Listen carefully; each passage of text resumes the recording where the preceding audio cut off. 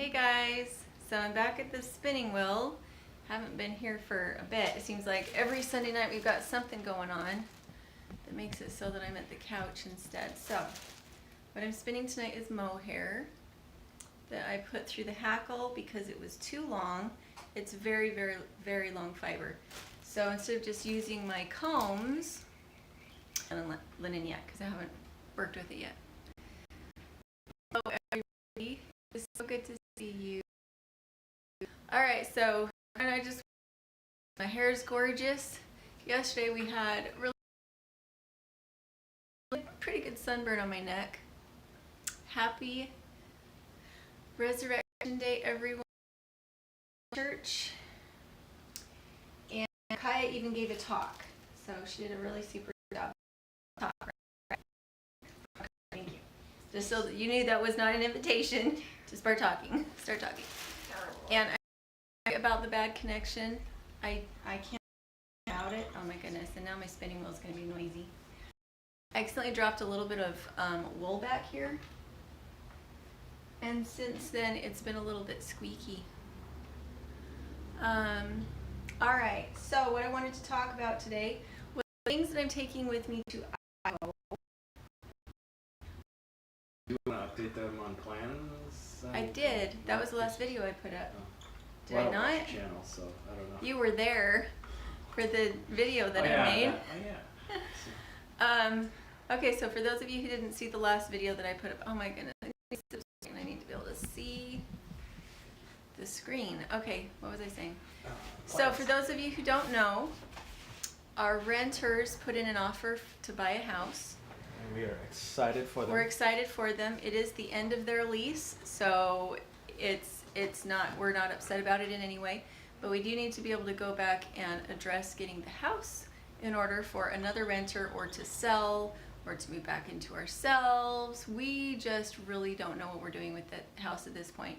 What we would like to do is sell it, but things change, and I haven't seen the house since last summer, so I'm not gonna 100% to commit to everything until we get there and we see it. Oh my gosh, I need to turn it because it's squeaking. Alright, now you can't really even see it, can you? The squeaky wheel gets the grease. The squeaky wheel that has the wool stuck in it.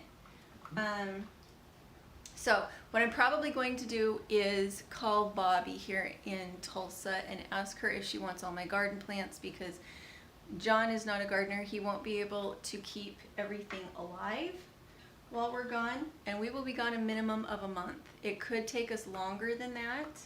If the house sells, then we will obviously come back sooner. If it takes me longer to get the house ready to sell, I might stay longer because it's really easy to do video projects in Idaho with everything that we already have there in place.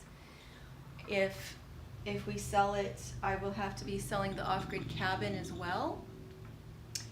There's just a lot that needs to be done back home. The biggest complication right now is what to do with the ponies, whether to keep them boarded and pay somebody to go out and check on them, or what we're gonna do.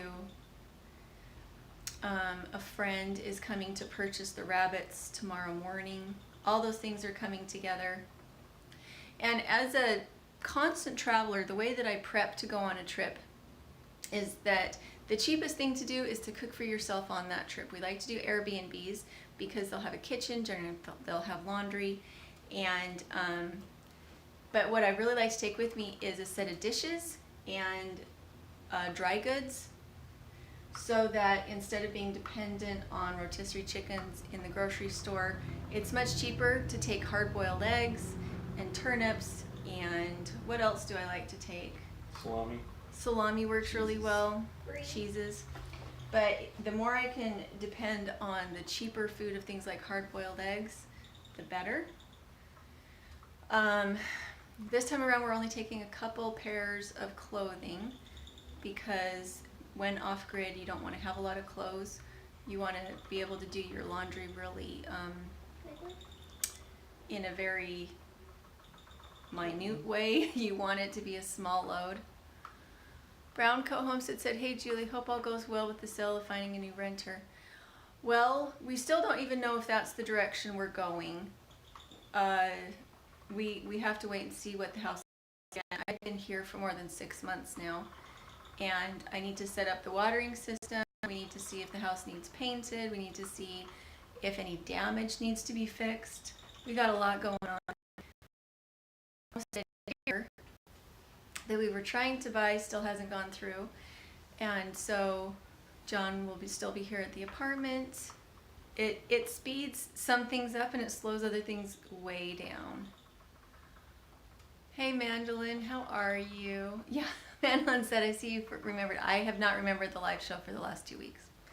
And so 2 weeks ago, I did a live show a lot later than I was supposed to, and then last week, we had so much going on that I just didn't even do the live show at all. I just let it slide.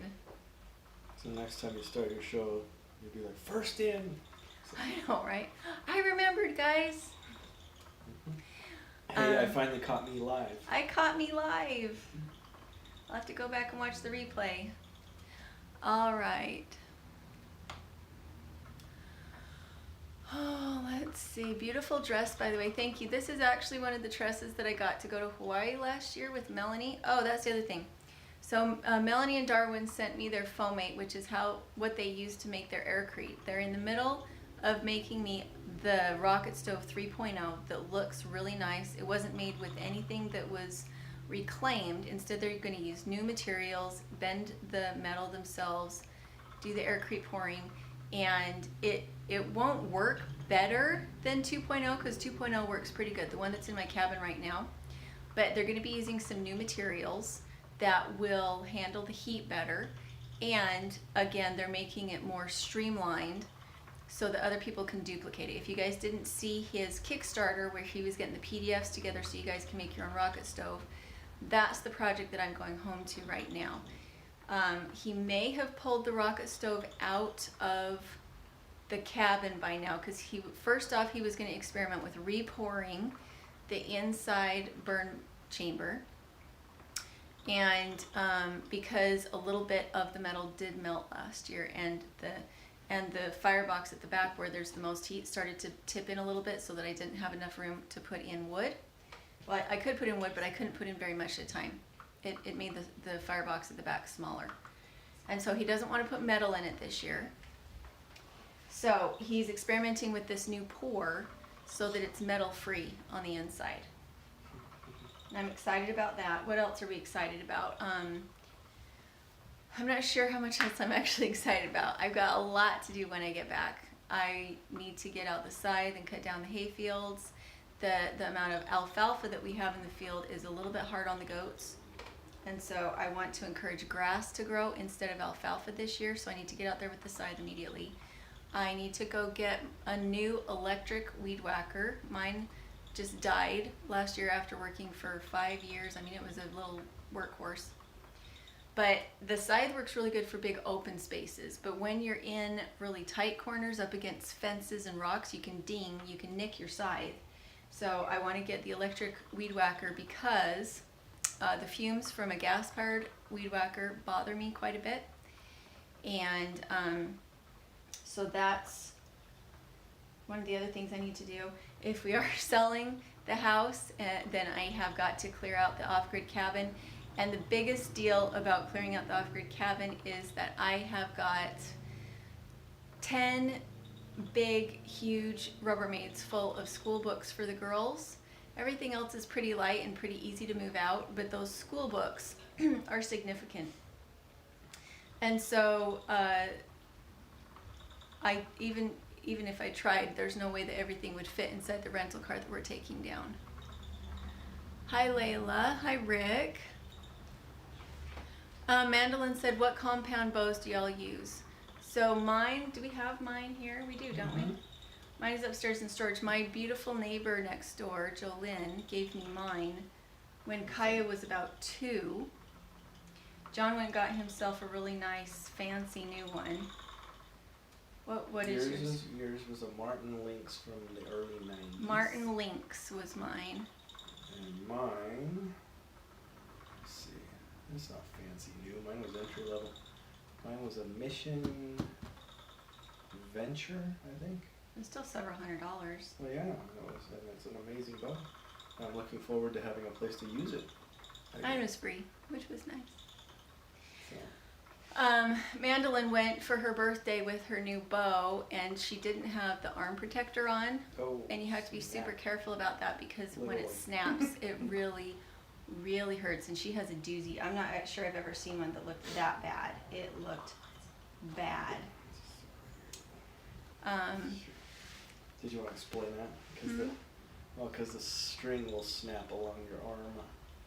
As it Yeah, comes when you forward. release it, if your arm Can- is in the way of that string as it snaps, like if you're hyperextended like this and it hits your arm, it snaps your arm and it really hurts. All right.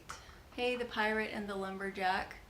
I love your handle. That's awesome. Off-Grid Lifestyle said, Milwaukee Fuel electric weed trimmers are proven tough and reliable. Most lawn car guys use them. Milwaukee? Yeah, Milwaukee is a really good brand of most things. Tools related. Is it? Mhm. I think the one I use, my beautiful neighbor again, whenever they see me next door struggling really That's hard with reliable. something, like if I'm cutting hay with scissors because I don't have the right tool, especially when we first moved there, our beautiful neighbor would go out and buy me a tool to fix the fact that I didn't have the money to go buy a tool myself. And so that's how I ended up with my electric weed whacker. Was there anything else he did that was just like totally off the top? He thought She we brought needed over the bow. He thought we needed an air conditioner. Oh, our first summer there, he bought us a brand new air conditioner and watched over because he knew that the neighbors that had lived there before really overheated in the house really badly. And so he just showed up at our door with a brand new air conditioner. Man knows their elbow still hurts. I bet your elbow hurts. So we have really amazing neighbors back home. And we've had really amazing renters. We've had really amazing renters who've really tried their best to take good care of the property. We've been really blessed that way. So mixed feelings there about selling the homestead, but sometimes you just have to move on. And if our life is here in Oklahoma now, it's very hard to be a landlord from that distance, from 1,400 miles. And even with a property manager, when your property's out in the country and it is so specific what needs to be done to take care of it, it's hard for a property manager to go out and take care of and make sure that everything is done that needs to be. So this is just something we're trying to figure out and feel our way through. Little Ugly Duckling says, can you take the electric one and get it serviced and working again? If we could find somebody who actually would work on electronic parts anymore, but unfortunately It was the battery. they're The battery always- was not connecting. The battery was not connecting to the machine itself, right?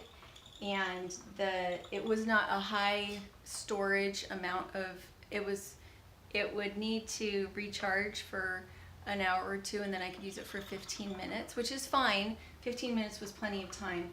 But this time around, what I would want is I would want to get a weed whacker that had a longer run time and 2 batteries. And that way I could, take a break after 15 minutes of weed whacking, but then I could, go grab another battery and get back to it if that was the big thing I needed to do that day rather than waiting for it. It was good that I had to take a rest. I think that's very healthy. But I needed to just go get a whole new package. And I don't have it yet, but that is my one big purchase I can think of when I get home. And it won't be a big purchase. It'll probably be under $150 because the one he got me before was like $85. And the price on some of those electric tools, battery powered tools, has come down a lot. So I could get a better tool for probably about the same price as what he paid for that one. The other thing I need to do is I've got a whole bunch of lumber projects, lumber harvesting projects there on the property. I probably need to take the deck down. It's a little bit of an eyesore and it limits the amount of gardening you can do in the backyard, so I'll probably take the deck down and then build new stairs to the back door instead of having a deck. The deck doesn't really serve a purpose on the south side because it only collects snow in the winter, And then in the summer on the south side, it's just way too hot to be back there playing on a deck. So I'm trying to make it appealing, as easy to take care of.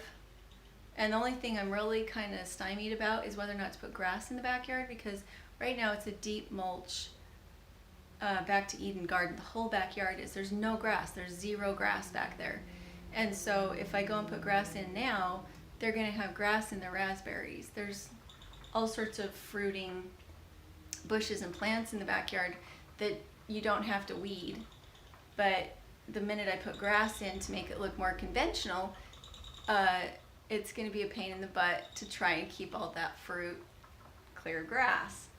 So, not sure what I think about that situation. I kind of would like to know, if somebody was to buy the property, find out if they're into gardening and stuff before I put that grass in, so that I'm not ruining it for them.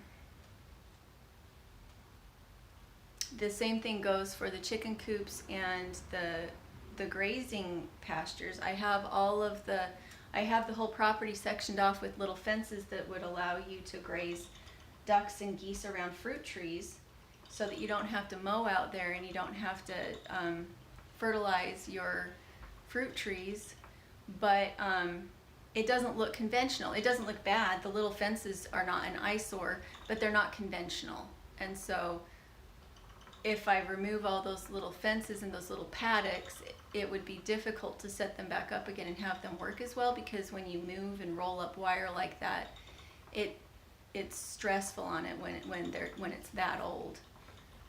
So I'll probably have to go and just take a really big eyeful of what the property is doing and tidy up what I can without changing anything. And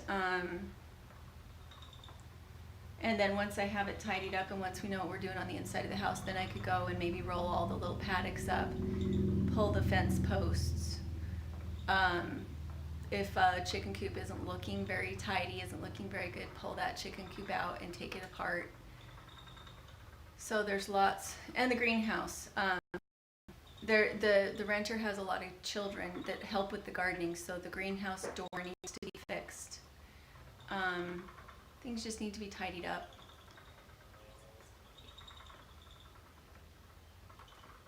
Garden Channel says leave it now, and if a buyer wants grass, they can request it. Well, I think that's probably a good idea.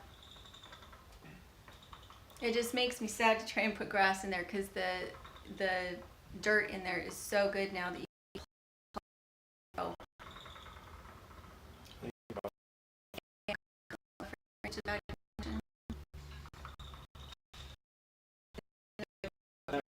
Unless Frank Corrier said, my name is Frank.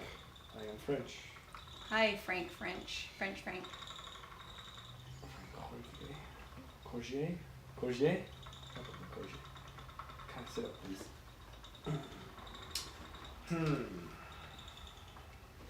So I'm leaving about 3 weeks earlier than I thought I was going to be.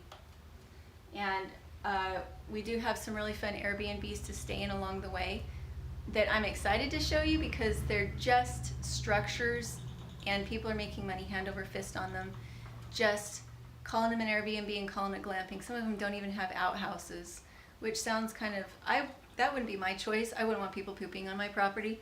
I would rather they poop in an outhouse. But I'm excited to see what they've done with some of these outbuildings. And I'm excited to see that it's allowed, that people can do on their property and make money on their property without having to get into really big, expensive code changes on their property. That excites me. It does make me look at it and be a little sad, because that's the situation we had set up on the Idaho homestead of, if we were living in it again, we could use the cabin as a glamping structure and have it help support the homestead. So Frank is asking what you're doing. I am spinning. This is mohair that I processed on my wool combs, and I dyed from organic dyes, and I'm spinning it on my spinning wheel. And selling it on your Etsy store. Well, eventually I combs, probably yes. would. I need to put, I do have all these yarns that I've made, and I do need to get them on the Etsy store, but I just have, whenever I sit down, I'm doing something else, and I don't remember to put them on. Off-grid lifestyle says they love your property in a heartbeat, but they can't. So. Well, and we, we love our property too, but at this point it doesn't fit into our, what we're aiming for. John needs to still finish school, and he has work here, and so far we really like it here. I don't like the bugs very much. They seem a little overwhelming. Yeah. And we haven't really got into the heat of summer. We have not, and so by us leaving early now, we still won't have really experienced the heat of summer here. We may be coming back in the heat of summer, and that might be quite a transition. We'll see how that goes, because we don't really get hot in Idaho until well into July, and then we're only hot for July and August. Or just July. Not even all No, of July. August is No, warm. it's like from July 10th to the 21st or so, 24th. It'll be hot, and that by hot we mean low 90s, and then it drops into the mid 80s. I don't Maybe have to have an upwards. air conditioner in the cabin. I'm quite comfortable in the cabin without electricity and without an air conditioner. Just a little insulation. You just get a little bit sweaty. You sometimes do feel like, oh my gosh, should we open the windows or shut the windows? Because it's getting a little warm. We do get that kind of heat, but we never get to the point where we're just absolutely drenched in sweat, miserable. We just open the windows at strategic moments and stay in the shade. And if I was to stay there, if we weren't selling the house, I would want to put up screening around the porch so that we could have the doors and windows open and let that breeze go through during the summer. At this point, we have one of those hanging screen doors in the doorway, but it's not quite the same as being able to go out on the porch on a rocking chair and sit and enjoy the breeze. What, honey? Manuel says the hottest we've ever gotten in was 120 in the middle of summer, not including the humidity. I've been in 114 in Southern California, so that your shoes are melting on the sidewalk. And I was a missionary, so it was, you were out walking in it, but it wasn't too bad. Wearing a dress in that kind of heat, in the dry heat, was not really that bad. You don't want to walk barefoot, but with a good hat and a dress on, it seems to help with ventilation, and you feel pretty good. But we haven't experienced it here where we have high humidity. See, we did 112 in Vegas. That wasn't horrible. Mostly because air conditioning is just a build. People, what's up? We are visiting about how I am planning to get back to Idaho and the plans that I have once I get there. Lots of things up in the air. We have been accused of being wishy-washy and indecisive, and yet I feel like some of the things that a lot of people do in their 20s and early 30s we're doing right now just because the career change that John made. And so it's just that you want to guard your family's future by being really, really deliberate in the way that you make plans. And then when other people's plans change, you have to change your plans around them as well. So the fact that we haven't bought the house here in Oklahoma yet is not because we didn't want to a month ago. We were supposed to close on the 5th of April. We were supposed to have been done and closed and done. But it was very complicated, and then they lost the title, and so we're out at least another 30 days on this homestead that we wanted to purchase here. So we couldn't get into it. We couldn't get the ponies moved. And then things changed where I needed to go back to Idaho, and I needed to go back to Idaho anyway to set up the watering system, but then things changed as far as what I'm doing when I get back. Now I'm going back to get a house ready to rent or sell, and so I need to be there sooner, and I might be there longer. So you have to be able to punt and be flexible when you have so many working parts dependent on what's happening.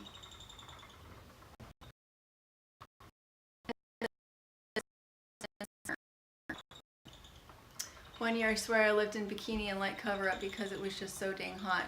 I'm not looking forward to it being that hot. I did buy a lot of dresses like this to bring to Oklahoma, but we got bit a lot last year, even in September. We got bit by a lot of mosquitoes, and they were unpleasant. But maybe this year will be different. Maybe we can handle wearing shorts and things like that here. It's definitely not even generally. It's definitely not what I wear back in Idaho because of all the chores I have.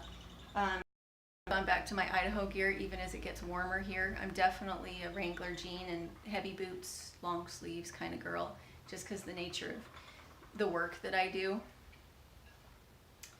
And the good news is, 6 months out of the year, you can do that here. Yeah. I did get a little warm the other day when we were in have we been in the 90s here yet? Just the 80s? I thought somebody told me we got up into the 90s for a couple hours. We have had some days where it did feel a little warm wearing that many clothes. But it was bearable. I think I actually prefer the humidity to the dry, at least at this point, because in the 80s back home in Idaho, that's hot. You're hot, but we don't have a lot of cloud cover. It's very bright. And here, the cloud cover seems to be somewhat consistent. You get some really bright days, but I think I've only seen 2 really clear days here. Usually there's a lot of cloud cover. And it says forget perfume. It's called scented bug spray. Right? Like that. Hey, Bitty Boo's here. Hey, Bitty Boo, how are you? Will you be bringing your goats and stuff home with you? Only if I have a homestead to bring it to, and the problem is that I have not a good vehicle situation to come and bring them home. I definitely don't want to put them in a rental car. If I was taking my van, I would bring a baby goat back most likely. But if I'm taking a rental car, I won't. I just really don't want to get, for one thing, my van is big enough to put a big carrier into. But for the other thing, I don't want to risk having damage to the rental car that I would have to pay for on top of the trip. There's a third option. Get a moving truck. I can't put a baby goat in a moving truck. It'll be too hot. Well, we were talking about moving ponies too. It's different. It has ventilation. Also true. I don't understand why this has such bad connection when we're on a live stream. It's so bad.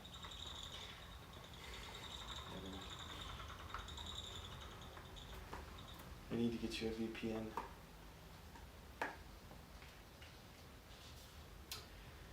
Oh, let's see.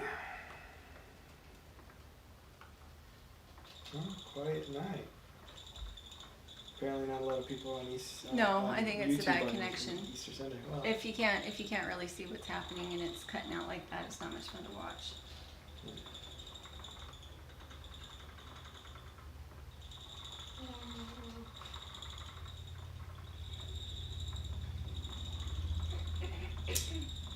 let's see. Biddy Boo is offering to let you keep them there until you got your homestead. The goats? Mm-hmm. I'm not with.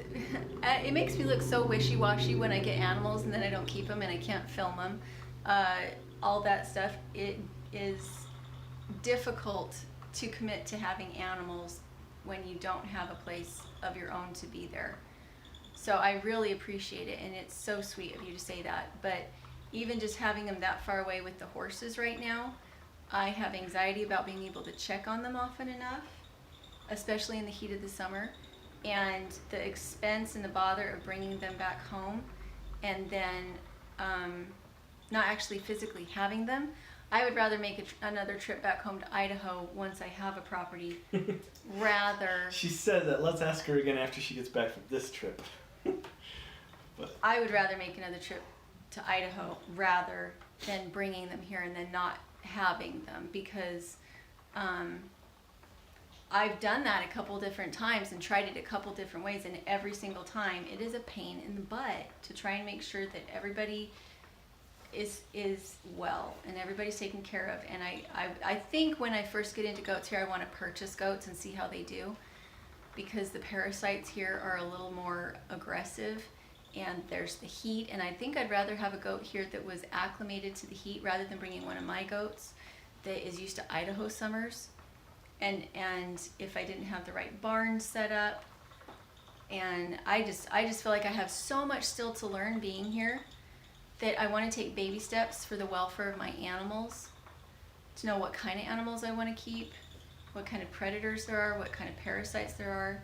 So it is super sweet, and I just have learned my lesson in that wait till you have the homestead before you make any plans. As much as we're grateful for the ponies and the bunnies we have, I find I just find it incredibly difficult. She says she understands. Madeline says summers here are supper long and hot. Yeah. I love supper. Summer. No, summers are supper. I think she meant summer. Super. She meant super. But it came out supper, and it was really funny. The supper was hot. Thank you, Biddy Boo. You are so sweet. And I know you are. See, Kaya left. And you have gone above and beyond on everything. I just know what my limitations are. Last year, before we came to Oklahoma, I traveled a lot and tried to keep everything up, and it took my health down a lot. I'm finally recovering, and I'm really hoping that if I can be wise and take things super, super slow this year with travel, with needing to get the house ready, if I can just keep my eye on the prize and tunnel vision, just one thing at a time, that hopefully it will be easier on my health. I really don't want to go through that again. Off-grid lifestyle said spinning is really hypnotic. It really is. Nah, Madeline, I understand. Happy Easter, Garvin. What's Tyler Woods saying? What's for them? Well, let's see. First I just fed the goats and all is secure tonight. So, and for them. I have a hard time following the string that far back because I have to touch the screen. So we do have one person coming out tomorrow afternoon to look at Gunner, who is our paint horse. And every time I think about selling the horses, I just get sick to my stomach. It's very difficult. They have definitely been our homestead experience here in Oklahoma. They help us feel like we're not living in an apartment, even though we are. And so I really struggle with that. Even though we do have them up for sale right now, I'm not pursuing it hard.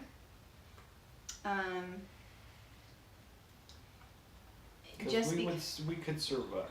We could survive, and I could pay the bills to have them at the boarding place while I'm gone.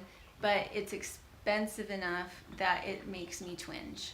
There are other places that money can go, and they're good horses. They're super, super good horses, which makes it really hard because I've got little girls who I feel pretty safe, or at least I feel like the horses are better for them than not, and that the things that they work through on their horses are valuable. Is that a better way to put that rather than safe? Sure. No horse is safe. They're a living sentient being, and they have bad days, and they have moments when they're scared, and in those situations, they can hurt you. But I can get hurt riding a bike too, or driving a car. And so I don't think I learn as many lessons from driving a car as I do from being around horses. And that's just my take on it. Well, speed's a little faster in a car. There's The a lot speed's more faster other in a car, cars but it doesn't around. have a mind of its own. Oh, that's true. It doesn't get scared by something in the grass that scared the crap out of me too, but I have a tendency not to kick people when I'm scared. I might scream and run away, but if I'm on the horse's back and it screams and runs away, it could hurt me. So, I mean, there's some danger and some liability involved in that. I'm trying to think of any time that you've screamed and run away from anything, but I understand what you're saying. I'm just thinking the worm that we found. Yeah, I didn't scream. I was terrified, but I did not. I just froze, and I'm like, "You've got to be kidding me!" Like exactly what you want the horse to react like. It was like eyes are huge, and like staring and getting closer to it. Yeah, oh, it was bad. I was like, "You've got to be kidding me!" One of these days, I'll put that video up. But if I put the video up, it's gonna look like clickbait because it was so scary. It's a horsehair. It's a horsehair worm, and they only parasitize bugs. but they look like an alien from outer space and like they're going to kill your whole family. Interesting. Yeah, Magdalene says, I have no problem with driving. It's the other bad drivers. Right? Those are all my problems too. Let's see. Tyler says, horses are better than people. Horses are better than people. The thing I love about the horses is that if I am uptight and I'm having a bad moment and I'm unreasonable, my horse is not going to be reasonable because it only understands what I'm teaching it, not my emotion. They don't understand my emotion except that they are going to react to bad emotion versus good emotion. They react to that. And so if I am aggressive with my animals, they are not going to be as safe as if I am calm. And so if I have a bad day at home and then we go out to the horses and I see that the horses are not settled, I have to look at myself and say, why are my horses not settled? Am I acting out on my emotions, and could I learn how to take a deep breath and communicate better? And so if my kids feel like I'm not communicating well with them, going out to the horses generally takes that down a notch. So I find it's, especially having a preteen, I find that having that buffer of a horse allows me to give her some teaching moments on behavior. Buffer how? Like buffer between you? Between me and Paige. Okay. When Paige is having a day, I can explain to her that the reason her horse is behaving a certain way and she doesn't feel safe is because of what she's doing and her attitude. And are you thinking through this? It allows her space to think through a problem and me space to explain a problem to her that isn't personal. She loves the horse enough that she'll actually listen to me. And I find that incredibly valuable. And when she turned 11, I was having a really hard time communicating with her. And we were not communicating in the same language. And she was having a really hard time with math and with getting her school done and with even just interacting in any way with me. And we got her into writing lessons, and all of a sudden her attitude completely changed. She was willing to get up early to get ready to go ride this horse. Her school, all of a sudden I didn't have to help her with school at all. She could do it all herself. She could check it herself. And she was willing to do it. She was doing it cheerfully. And so in terms of my being able to communicate with my preteen daughter, it took all the obstacles away because she was understanding the physical language of the horse trying to communicate to her, and something in her head clicked about how mom was also trying to communicate to her, and it's been really beneficial. Tara stopped in. Hey Tara, we're hoping to go see Tara on the way through, so I should probably get the dates on that for you, Tara. We're hoping to do another video for living on a dime and seeing where we go through Colorado. Understand passion in amazing ways. It's true. Yeah, the animals. Yeah. And they can be incredibly stupid too. I mean, we can be incredibly stupid, and they are sentient beings. And so some of the dumbest things in the world that I've ever seen, I've seen animals do. And they can be compassionate, and they can be angry, and they can be stupid. And so really, I think it really is the complete package of being able to learn some compassion and look at ourselves and say, sometimes we do some really dumb stuff, and it's because we're alive. Living things do some really dumb stuff when they don't understand their circumstances. For instance, Gunner, he gets really impatient when he's tied up. If we leave him there for too long, he is going to be frustrated, or at least he was when we first started. We tie him up and he would dig at the gate in front of him and he'd be frustrated. Well, one time his foot went over the rung and he was stuck, so he pulled back and it cut the back of his foot a little bit. And since then he hasn't done that because he's like, but before that he was doing it all the time. He did not want to be tied up and sat here being bored. And so he stopped pawing at the gate when it was time for him to just sit there for a little bit. He learned through his own stupidity not to do that. But he's really funny. He'll fight with other horses in the other pen over mock fighting, not real fighting. No. If they even look at his grain bucket, he will go at them over the fence. Not actually go over the fence, but he'll like give mean looks and play fight with them. And so just, I love having farm animals. They teach me about myself. If I'm cruel, they will not trust me. Imagine that. If I am gentle and kind, they will trust me, but I have to make sure that I'm not a pushover. I don't let them have bad behavior. I demand respect, but I will give kindness. And all those things can go over into your family life with kids and husband and everything like that. Of sometimes you can practice a little bit better and a little slower on your farm animals. If they're afraid of you, there's a reason. And if they generally are happy to see you, there's a reason. Right now, Gunner doesn't want to come up the hill because we worked him too hard a couple of days and he's sore. So we need to learn to either work him up to those kind of rides or not take such long rides if we're not going to take the time to make sure that we're being consistent with it, so he's not hurting for the next week and a half because we overdid it. Hey, no, go sit on the couch. Grandpa John says Happy Easter. Hey, Grandpa John, how are you? Let's see. Tara's saying can't wait to see you. Mandelin's saying I'd say keep the horses if it's making that much of a difference with the girls. And we're trying. That's what we really would prefer to do in this whole situation. It's just the boarding that kind of gets us. Not where we're going to be living and having the boarding on top of rent.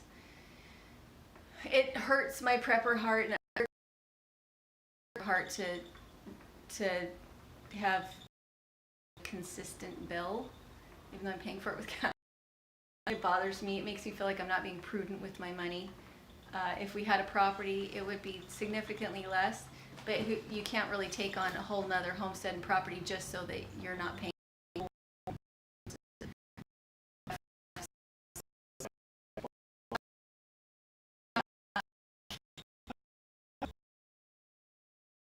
Yeah. And a mortgage. And a mortgage. I'm not willing to do that. We've got a lot of big decisions. We did sell our house in Idaho. We could actually pay cash and 40. We could be 100% debt free without a mortgage if we. So I do have some anxiety about being certain that I'm doing it the right way. Huh? So if anybody wants their homestead back in Idaho, email us.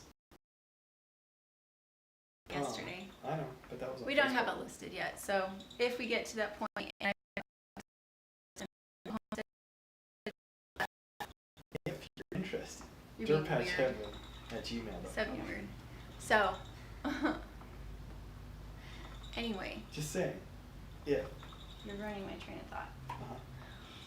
I don't even know what people are saying, and this connection never okay. gets any better. So Tara, living on a dime, we just paid off our house and are 100% debt free. It feels great.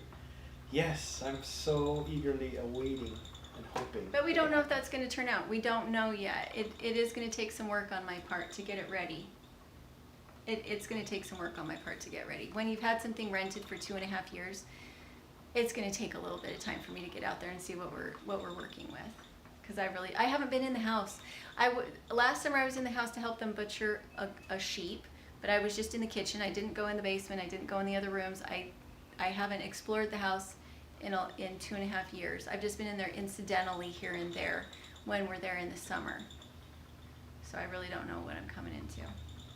Except that our renters, I believe, have taken very good care of it. I believe that they have.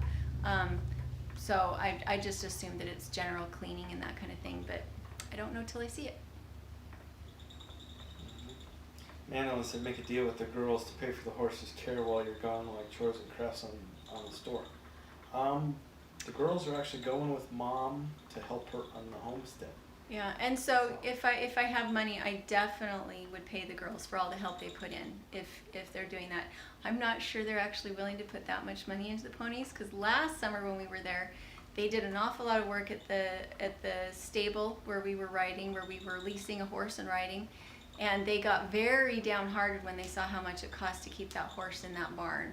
Very downhearted. They're like, but I know how much money I just made, and you just took it all to pay for lease for that horse, and that was a lot of work. So if I actually had them paying for the lease for the ponies,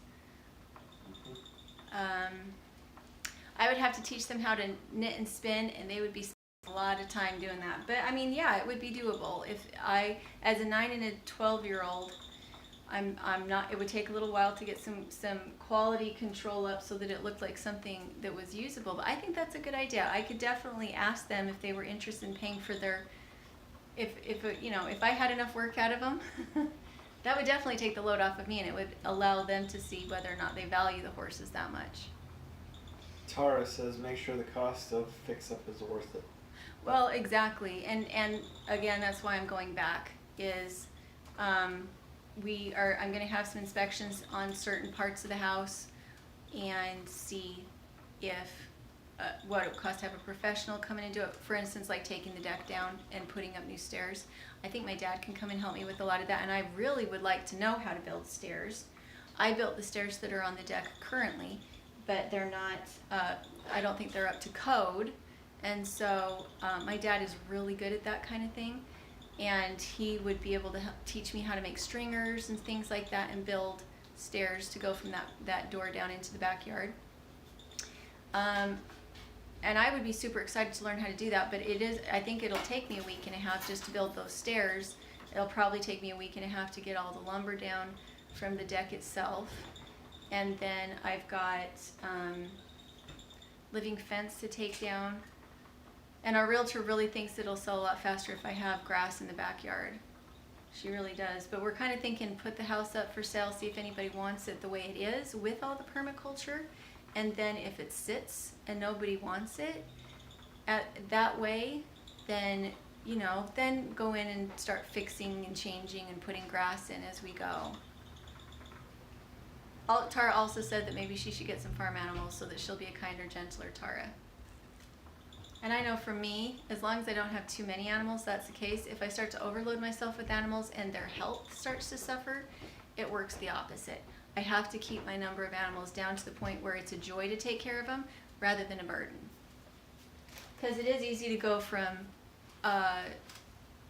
what's the word, shepherd to hoarder. Yeah, there's not that much of a difference between a hoarder and a shepherd.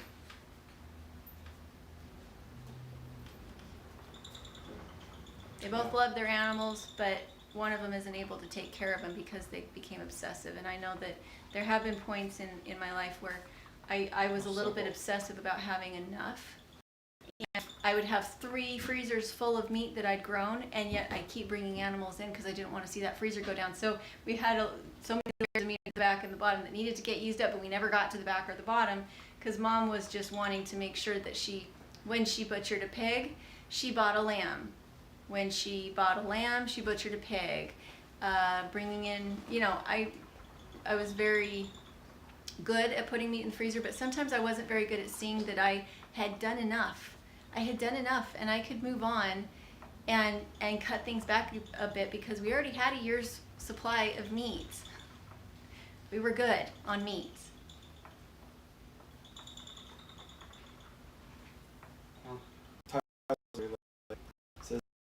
His place sells and the farm's paid for, but the equity, they need the equity. It's frustrating. I don't find it frustrating. I look at it and I say, isn't it nice to have and as long as you're doing it in a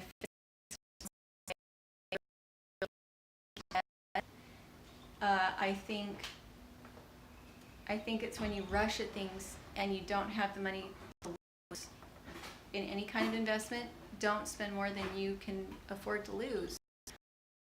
You get in a pinch and you're not meeting your obligations, and it stresses you out and it stresses your marriage.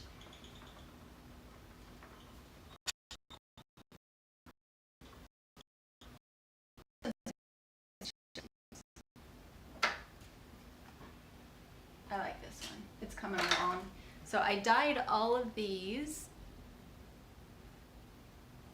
myself with the organic dyes. And I'm just trying to get all the mohair used up. So that's why you see aqua and dark purple and light purple. There's only 9 colors, but the way that you mix and match your dye makes your colors deeper or lighter or more blended, and I really like it. Even the brown here I dyed. It's a slow night on the comments. You guys gotta start. What did Robin say? Start saying something, or like I'm gonna Robin have to said start making something, stuff up. Read what Robin said. Here we go. Robin Sawyer says she emailed us about the Idaho property. Okay, so something's been on my mind. Dirtpatcheaven, did you use 1H or 2H's in Dirtpatcheaven? Because I think going back to the trip, we missed a lot of emails. And I think we've been doing it for years, so we probably need to reserve that second. It's Dirtpatcheaven with 1H. Dirtpatcheaven at gmail.com. So, and thank you for the. Because I don't Heads think I up. saw it. I might not have seen it. I'm gonna go try to reserve it right now. No, don't. Honey, it's okay. No, just leave it. Okay, living on a down is saying tell people about the Idaho property. What's the Who? specs? Tell our audience. Oh, it's 4-bed, 2-bath, with 2 living rooms. It has a wood stove downstairs, and we would be putting the Elmira wood stove back in. We haven't had the Elmira stove in because I've been using it as a work surface, and also I've used the propane burners to cook on in the off-grid cabin. So if we're selling it for sale, we put the Elmira stove back in so somebody would have 2 wood stoves in the house. It has a full laundry room downstairs and a root cellar next to it. It might have meant to be used as just a pantry, but it works very well for us as a root cellar. It has a 2-car garage. What else? It has 1.23 acres and 1.57. 1.57 acres. We are leaving the greenhouse. It has flood irrigation as well as surface water from the canal so that you don't have to pull water out of the well. The well has always been enough as long as we're not watering the property with it, which is why we have a surface water, and we have 2 full water shares for the property. The ditch pump goes with it, the watering system goes with it, and it has enough property, and the permaculture I've done on it is such that we raised all of our meat on it, plus the milk goats, plus the gardens, and we always had more pasture than we needed. And it has about 150 fruit trees and fruit bushes on it. The Back to Eden backyard, all the rabbit cages go with it. It has a hay barn and a school bus frame woodshed that's full of wood currently, dry wood that's like 3 years old now. So and there's a smokehouse on the deck, but I was going to take that down. If I take the deck down, in the back we have used the deck and that area to house goats in the winter because it works well for that, but I think that most conventional people would not want goats underneath their deck in the backyard. And that's what the smokehouse is connected to. It's like a pagoda connection to the deck that we've closed in to use as a smokehouse. Did I forget anything? It has 4 chicken coops on it. Well, I was trying to do other things at the time. Let's see. And all the paddocks for the ducks and the geese and the chickens so that you can rotate your chickens without having to move a house. All the chicken coops are attached to paddocks that they can get in and out of. Is there anything else? So she's asking. No, you may not. How You big may is not the talk on house? the live show. The house is 1,999 square feet with an 800 square foot garage, 2-car divided. It's a split entry home, so you have stairs that go up or down. You mentioned 2 fireplaces. It's 1 3/4 2 wood bath. stoves, not fireplaces. Well, yeah, sorry, 2 wood stoves. What else? We have amazing neighbors. 3/4 carpet, 1/4 tile. Yes, the neighbors are absolutely amazing. And they're everybody. permaculturists is the thing, is that they don't spray on their property.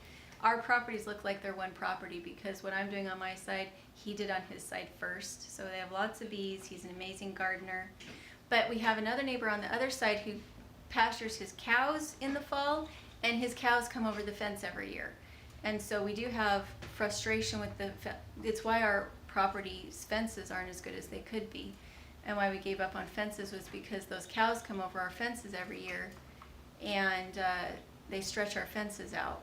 So that's why we do what we do with staking the goats, is because there's only so many times you can chase cows out of your pasture and then just give up on trying to fix the fences because it just doesn't work. And those cows are in everybody's pasture, so he gets the police called on him a lot because they end up out on the road. Let's see. She says well and septic, yes. Yeah, well and tiny septic. house, stay or go. If you guys wanted it to use it as an Airbnb, which is what we wanted to do, Or an office. Or just Or a a storage yoga shed. gym. But it would be a shame because it has the rocket stove in it. And I built in all the closets, and I built in the stairs with Swamp Creek.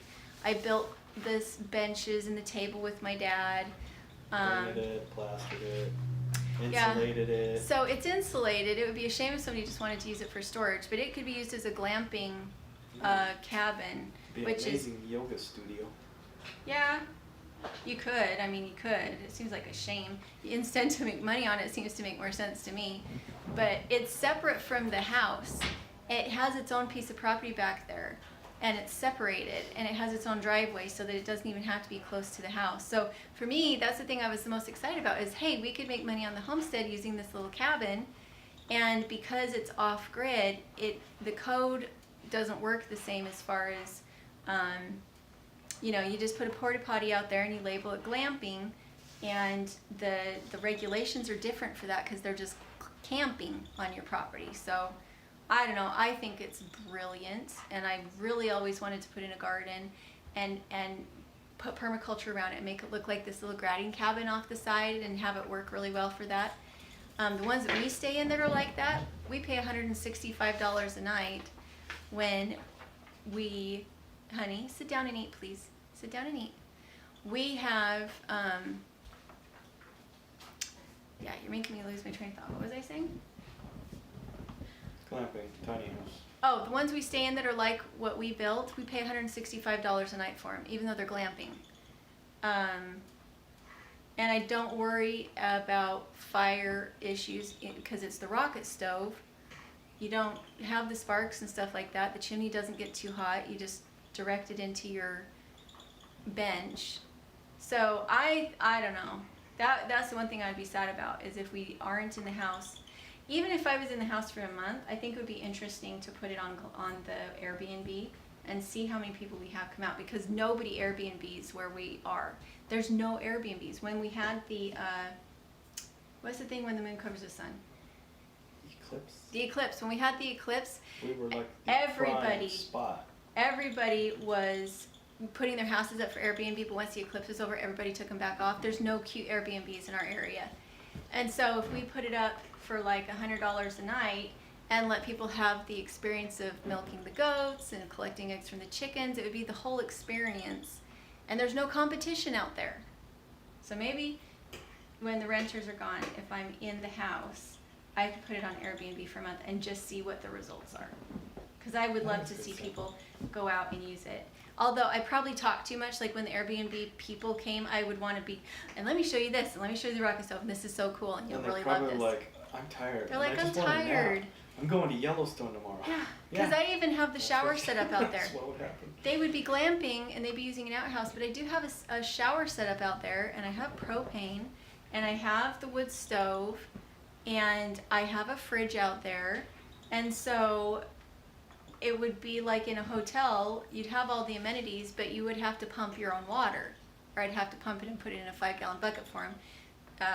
And heat it up. No, they could heat it up themselves when they're ready for a shower. So Mandolin, I hope I can read this in public. That's hilarious. It says, what's the strangest place you've used your spinning wheel? Mine is on the toilet while kiddo is in the shower. Well, you gotta do what you gotta do. I spun on the balcony in Hawaii. That felt, oh no, it was in the RV. I tried to do some spinning when the RV was moving, when we were taking our big trip, but there wasn't enough stability in the RV. It bounced too much, and so I'd get missed treadles. So it was in the kitchen in the RV as we were driving down the road towards New Mexico, and I only tried to do it once because it was so hard to keep my cadence up. It might be easier on this because the pedals are on the ground, whereas I was on the hopper where your feet are up like this, so it would be harder to keep your cadence. But I think that's, I did spinning out in the middle of the field when I made my Wolverine video. I think I took that one down because I was embarrassed. I went out and we were spinning in the field and all the bottle baby goats came up to try and play. And so we had baby goats in our laps while we were trying to spin out in the field. That was kind of different. I think that's probably the weirdest place, is out in the field, out in the goat field. Let's see. ASMR spinning channel. The squeak I have for that trapped wool in the head, in the flyer. You're not supposed to oil these ones. They have bearings and everything, and so I don't know what to do about that squeak because I can't get that wool out. To see what I can do. Hear that? Drives me nuts. Okay, I don't know what anybody else said. Julie Henderson, there are many farms across the country that do bed and breakfasts that are working farms. Wonderful idea. I want to cross country at B&B Farms. It's doable. And fun. We two of the places, all three places that we're staying, every single one is a homestead. One of them, they built it out of a Quonset hut, and it's uninsulated, and you poop wherever you want to, which I think is so gross, so we're going to see about that one. And that one is in Kansas. And then there's one in Bellevue, Colorado, and that one is an actual homestead, and it is also in a Quonset hut, but they insulated it and turned it into this cute little house. The goats are in the pasture next door, and that one is $100 a night. The one that was uninsulated, I think, is $50 a night. And then the most expensive one is just in a sheep shack, in a sheep wagon out in the middle of 32,000 acres in Wyoming. And theirs is $165 a night, and it's just a little wagon with a little fireplace in it. It does have all the other amenities, but I don't know how that works because it is teeny. It's smaller than an RV. But all of them are on working farms, and that's how they're bringing in extra income. And all they have to do is go out and change the bedding. You know, after a guest is out, they go out and they change the bedding. And so to me, it's a good way to actually pay your mortgage. I mean, if we charged $100 a night for people to stay in the glamping cabin, and we let them have the full farm experience with the goats and the chickens, we could pay our mortgage by having 6 stays a month. And if we had people coming 2 or 3 times a week, we could pay off our mortgage in twice, in half the time of what you generally pay your mortgage off at. Mm-hmm. So pay your mortgage, which is amazing, and you get to meet amazing people. I love that kind of thing. I love being able to work out the details on stuff like that and be like, okay, let's make this work and let's make sure people have fun. And if I'm making money to be hospitable, I'm going to go over the top to be hospitable, and they're going to have a good time with me. That's what I would do. But if you're not making money and being hospitable? My energy gets really low if I don't have a purpose to what I'm doing. If it's just redundant and it costs my family a lot to do it, then my enthusiasm for it wanes. And part of that is that when I have better groceries, when I feel less stress, I'm a happier person. And so if I knew that I was bringing in money for my family by doing this work, it makes me grateful to the people who would come and stay with us because they're making my family more secure. And so I think it would be a dual thing. It's not that I am not excited to be hospitable. When we have friends over and we do the carrot parsnip cake and we have a birthday, I really enjoy that. But by being able to be hospitable and share the things that I love and make money for my family, it makes me have a huge feeling of gratitude to the people who are allowing me to do that, to the guests, to feel gratitude to the guests. That's my take on it. Cat lover's in. Hey, cat lover, how are you? Let's see, the Garden Channel. Have you ever trained your goats as pack animals? I did when I was a kid. When I was a kid, I had a little goat cart made out of bicycle wheels. And my first milk goat, I had pulling a cart. We haven't done it with a pack on their back. But I also did it in my 20s where I took a calf hide and I tanned it and used it as the seat for another goat cart. So I've done it over the years, but I've always done it as a cart thing rather than as a packing thing, because as a kid I did not have a way to get into the mountains to go hiking, but I think it would be so much fun to take goats out. But I think you'd want to be in a really remote area so that you weren't having issues with other people's dogs. When people are on hikes, a lot of times they leave their dogs to run free on those hikes, and most dogs, when they see a goat, they see something to chew on. And a lot of times with pack goats, they follow you up the mountain, and they're not tethered, they're just herd animals, so they follow you up the mountain. So if you were to encounter someone's loose dog and it was aggressive, your goats would scatter, and there's a good chance that you wouldn't be able to find them again, or that they'd be hurt. And so you do have to take that into account whenever you take animals into the wilderness. Other people's pets can be the most dangerous thing out there, because otherwise wild animals, they'll avoid you unless they have rabies, but domestic animals won't. They feel safe around humans, so they will not be deterred by humans. If their predatory instincts kick in, they're going to act like predators that are not afraid of you. All the more reason to have a gun. No, you can't shoot someone's pet on a That's mountain. being aggressive? To you. You can't just shoot someone's pet. You could carry something like bear spray, or you could carry ammonia in a bottle, because you can spray their face with a mix of ammonia or a mix of vinegar and water, stuff like that, to deter an animal. But you don't want to. They're following their instinct. You can't. It's one thing if it's on your property. It's another thing if you're on public land. They're not trying to kill you, so you can't kill them.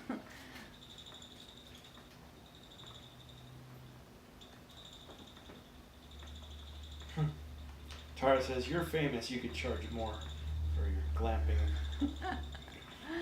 Idaho's a long way to come to meet somebody like me. It's a long drive. I think it would be fun, and I think it would be mutually beneficial. For instance, with Danny and Wanda, they have people at their place all the time, and they feed people and they house people, and they don't charge for it. I don't know how they do it because of how many people they have go through. I know that for me, with my limited amount of energy and my need to participate in making a living, I think I wish that Danny and Wanda did that. I wish Danny and Wanda would set up somewhere on their property as an Airbnb so that people could come and see them and love on them, but be really super responsible about the burden that they put on Danny and Wanda. I know Danny and Wanda love it and they adore it, but I know that they are not made of money, and it worries me sometimes when I know how much entertaining they do, and the fact that they're growing their own food on their property and they're feeding it to so many people. And I know they're blessed for it, and that's wonderful, but I think just even charging a small amount as an Airbnb would be a boon to them and take some of the pressure off that they feel in what it is that they're trying to do. They're trying to share this amazing message, and yet they're spending all this money to feed people. And we were so grateful for all of our time with them. We were incredibly grateful for them, and we had our share of just resting in their kind arms. We had that. You know, we did. Yeah. Did I lose And the if chat, they'd had or an did it just Airbnb, die? if they'd had an Airbnb, we would have paid them for it, but they didn't. We slept in their bedroom, you know. So. Well, not their bedroom. The other one. The other one. That would have been a little long. Let's see. So Mandolin was asking if we have an archery range here. We've got one around. I'm surprised about how little I managed to make it to the range. I wanted to go this weekend because it's been absolutely gorgeous, but that would have been the rifle range. And the archery range would be fun, but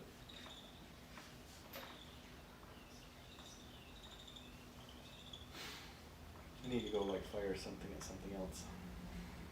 That's all. I've tried to make a cart for No, not on the live stream, kiddo. Let's see, the Garden Channel says he'd be paranoid about biosecurity with random people on the farm. Thoughts? Yeah, I'm sure there's that, but I guess, you know, we go to church, and we do homeopathics for that, and it seems to work pretty well. As far as if we had farmers come, I personally, I think, would be more concerned about our animals than us, because the only thing we would be doing is washing linens necessarily. Most people that Airbnb, they don't necessarily want a lot of contact with their hosts. And so I don't know my thoughts on that. If they're farmers, there might be some biohazard stuff with the animals, but I think for the most part, people who would come are just curious. They don't have animals of their own. They just want to see what it's like to do what we're doing. And for the novelty. For the novelty. And so I think that's a really good point. But if John goes, and John works in a hospital, so we're already, if there's weird stuff going around, John's already exposed to it. So I guess it just kind of depends on what risks you're already taking and what your immune system is like. Because even just going into the grocery store, you touch that cart or touch the doors and you're exposed to things. So I feel like the risk we would take by having an Airbnb is no greater than the risk we take going to church every week. He says, yes, I mean the animals. You never know what's on someone's shoes. And I agree with that. And it's the reason why we keep a closed herd. And we would have probably only chickens and rabbits and some goats if we were to, and I would most likely set it up as a secondary setting, meaning only one goat would be available to people to interact with and only those specific chickens. And so rather than having them be free range, they would probably be in a coop and split closed herds. Wow. And that way, because some animals are friendlier than others and you'd want to stake the friendlier ones there by the house. The easier ones to milk would be there by the house, and just a few chickens, because you don't need a lot of eggs for the number of people that would fit in the house. But that can't really be what I'm focusing on when I get home, if what we're trying to do is get the house ready to sell. I don't want to go home and be fixing up the cabin to be an Airbnb, when really what I need to be doing is getting the house ready to sell. If it took a while and the house wasn't selling, which is not very likely because of the market right now, there's almost no chance of it not selling very quickly. But if it did sit there for a bit and we found that we were waiting on that, I definitely think I could set it up as an Airbnb, and we would live in the big house and rent out the Airbnb and let it pay the mortgage, since we wouldn't have renters in it anymore while we were trying to decide what the next step was. But the odds of it not selling quickly are pretty low. Very, very, very low.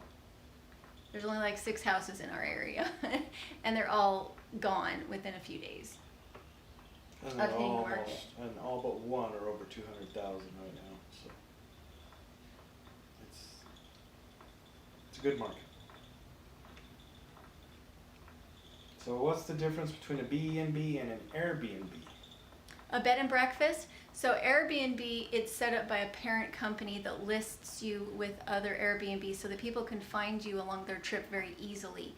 The Airbnb does take a cut of what you make, but they also handle things like taxes and refunds and messaging, and so it's a much more secure, safe experience for both the host and the person who's staying.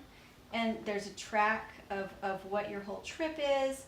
It's listed so people know where you are. If you're a really good host, it mentions it. If you're a really bad host and people don't like you, it says that too. There's a comment system on it so that people can see whether you're a really good host or a really bad host. It lists all the amenities, and if you turn out to be a jerk, they take you off the site. Whether you're a user or a host, they take you off and you're not allowed back on. And so it has more responsibility, more accountability, and free advertising. If somebody's looking for a house to stay in your area, they'll bring you up. Instead of them having to do a Google search and somebody else paid more to get sponsored in your area, it doesn't matter on Airbnb. You're all listed equally. And so you don't have to compete on Google for your listing. It just shows you, and it shows your amenities. With a bed and breakfast, you get fed breakfast, you have your room. But on Airbnb, some people do cook breakfast and you're more like part of the family. We stayed in some people's homes where that was the case. They made us breakfast. But for others, you never see them. You're just in a little house on the back of their property that used to be a garage or something. And they're available if you need them. But some people just prefer not to interact, and so you don't. Mandel says you could host spinning vacations. Trish from Just So Trish, she thought that would be a good idea to do spin-ins and ladies groups and crafting circles and hosting a group of ladies to come and do a weekend where you provide the food. And I know that's how Natalie makes her money, is that she has two or three Airbnbs. One of them is her RV, and then she has a little cabin that used to be a barn. And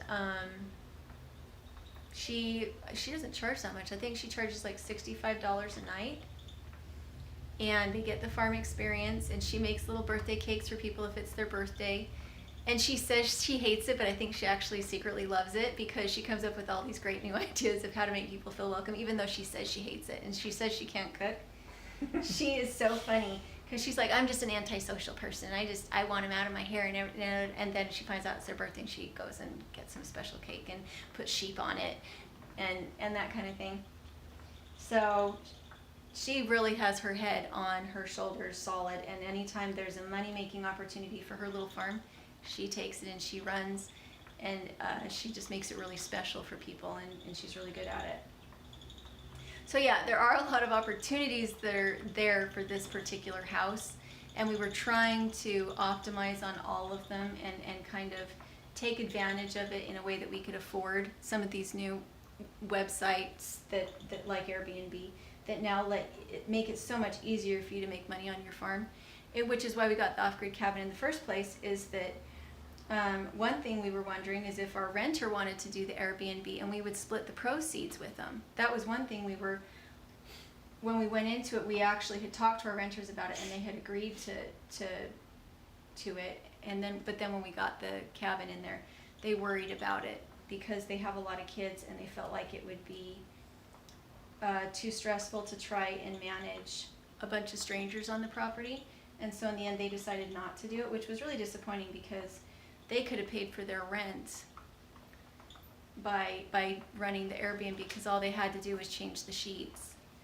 And turned a profit. But we understand when you've got a lot of kids and you're already homeschooling and they were trying to run the homestead, if it's not your time of life to do that, then you don't do it. You know, you value what's happening with your family more than you do the opportunity to make some extra money.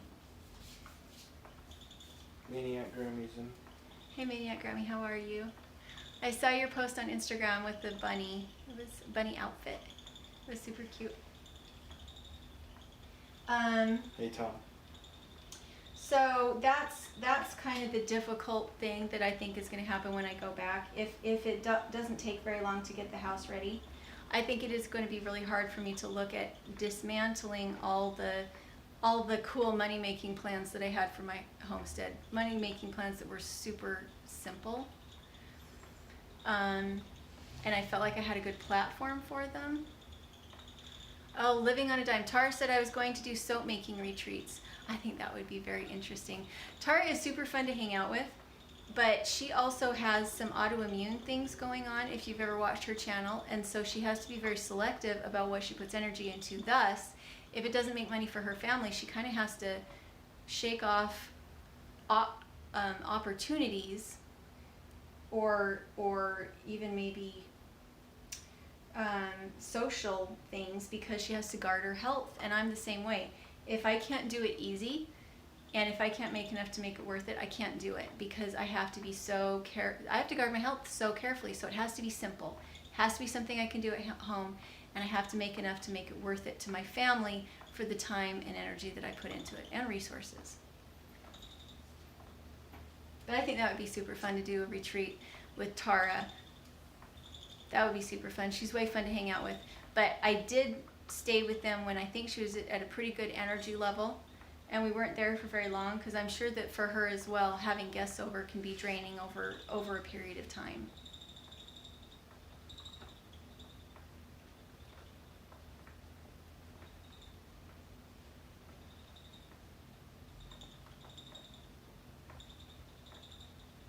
Yeah, Tara said even if it does make money, I can't always do it. And that's how we have found things to be too, is that even if it brings an income stream to your family, if it isn't the right income stream, you have to drop it. When you're raising kids, that has to be the priority. If you have enough and it's enough and doing more is a really huge burden, you have to let it go. You just have to let it go and just say it has to be okay. I can only do what I can do. For instance, last summer I spent a lot of time traveling, so much time traveling, and it was driving and it was flying, and in the end I got so sick that by September, when I was supposed to come back and see John, I didn't know if I was going to make it, and my kids were having to kind of take over with the flights and make sure that we got where we needed to go, because I was so burned out and tired and sick. I was so sick that they kind of had to play mom for a bit for me, and it wasn't a good place to be.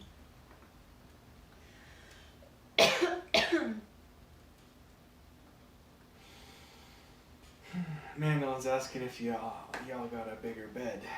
No. Well, Yes. oh, bigger than the twin size, yes. We moved up to a full size, and John's feet hang over the edge. She says, I thought that was super sneaky, John. Oh my goodness, it was. And we have adjusted. Now the full size is big enough, but the twin was definitely not. But it is too small for John. I can fit on it just fine, but he's too tall. It was a sacrifice I was willing to make when it was the twin. But now it's like, no, because both things can happen. She can get away and I don't have enough room. So, Yeah, exactly. So it's like, it's got to be a queen or bigger, actually. And it's okay. We'll get that done. Yeah, and I'm only here for another week and a half, 2 weeks, so Yeah. he'll have the whole short full size all to himself. Paige, can you put Sleep down... corner to corner. I usually sleep like that. That's probably why he doesn't have enough space. Paigey, can you put the blinds down and close them, please? Let's see. Tara thought it'd be fun to do both of them together. What's that? I think a spinning and a soaking experience. Yeah, that would be fun. There's so many things that would be fun if only they didn't take so much energy. If I could like have actual full strength coffee instead of like 0 caffeine anything, maybe if I could just live on coffee, I could get some of these projects done, but I do not do well with caffeine, so I have to take off my own energy storage, and I cannot move mountains anymore. I used to try to move mountains, and it's probably one of the reasons I got sick. So now... No mountains. No mountains. Anna says, we have a queen, but it's Daniel, myself, and our large standard poodle. Yes, and once you pile 2 kids on there, it's doable? Barely. No, it's not. No, on a queen. No, it's not. Yeah. why Because not? Kai still wants to sleep with us, and it's definitely not doable because she kicks. Yes. Yeah, babe, we've been on almost an hour and a half. Tara said something about caffeine injections. Yeah, and we would go like the wind. Yeah, when I used to drink caffeine, oh my gosh, I was not pleasant to live with. I am like on jet fuel when I'm on that, and I cannot feel my feet on the ground. I'm moving so fast. And she's And then I cranky crash. at the rest of us. Yeah, I'm cranky at the rest of them because they're not going fast enough. Right. And Did anybody ever watch that The Office for that episode when they got the coffee maker? And they just kept taking espresso shots, and they By got the super end of it- jittery and sick. But then by the end of the day, they're all like angry at each other as they pull out of the parking lot. Yeah. Yeah, that's not It's hyperbole not around fun. here. Even on very little caffeine, I'm like that. So I have to just stay away from it and kind of be a little wiser. But yeah, I would take over the world. I would be Genghis Khan if I was on full caff all the time. Just mean and taking over the world, because otherwise your brain is spinning and you don't have enough to do. And I don't sleep at all 0 if I have any kind of caffeine in my system. What about chocolate? Even chocolate does it to me. Okay, no talking on the live stream. Naughty.